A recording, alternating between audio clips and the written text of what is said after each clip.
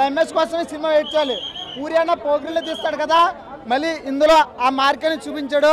Cinema అయితే మామూలు లేదన్న, హీరోని యాక్టింగ్ అయితే మామూలు లేదన్న. గ్లామరైజ్ అయితే మామూలు చింపేసింది. సాంగ్లు అయితే సూపర్. డబుల్ స్మార్ట్, జై డబుల్ స్మార్ట్. సినిమా మాత్రం ఇచ్చి పడేసిన బ్లాక్ బస్టర్ మూవీ. రామన్న కెరియర్లో మళ్ళీ డబుల్ స్మార్ట్ శంకర్ కూడా సినిమా ఇట్టు కొట్టి చూపించిన. ఎందుకంటే అలా మెయిన్ చెప్పాలంటే మన పూరి జగన్ నిజంగా హ్యాట్సాప్ చెప్పాలి. అసలు ఆ డిజైన్ చేయడం కానీ, అసలు ఆ సినిమాకి కరెక్ట్ పాయింట్ చేయడం కానీ చాలా బాగా చూసిండు.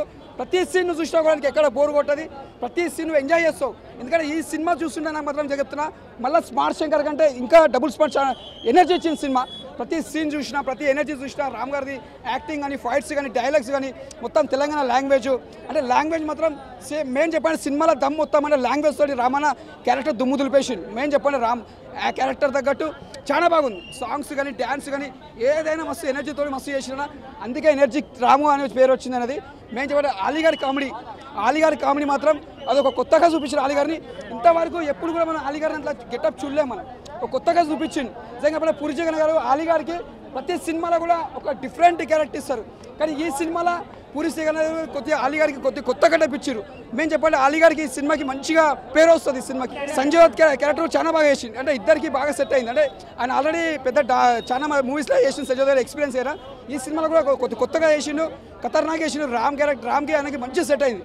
ఫైట్స్ కానీ దానికి కానీ చాలా సెట్ అయింది. ఈ వచ్చిన 15 ఆగస్టు రోజు మంచి సినిమా బ్లాక్ బస్టర్ కొట్టినందుకు చాలా సంతోషపడుతుంది. బిడ్డ నువ్వు చదువుకునే బాధ వాళ్ళకి బిడ్డ, చదువు రాని వాళ్ళు కూడా దిమాకులు బతుకుతారు.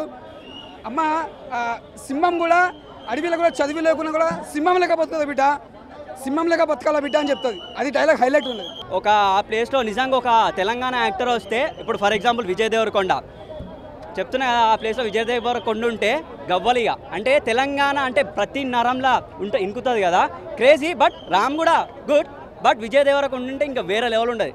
ఎందుకంటే ఆ బాడీ లాంగ్వేజ్కి ఒక తెలంగాణ పర్సన్ అయితేనే సెట్ అయ్యిండు. చెప్తున్నా న్యాచురాలిటీ ఎక్కడికోదు, ఒరిజినాలిటీ కాపీయే. బట్ సినిమా బాగుంది. సంజయ్ దత్ పరంగా అయితే క్రేజీ, చూడొచ్చు.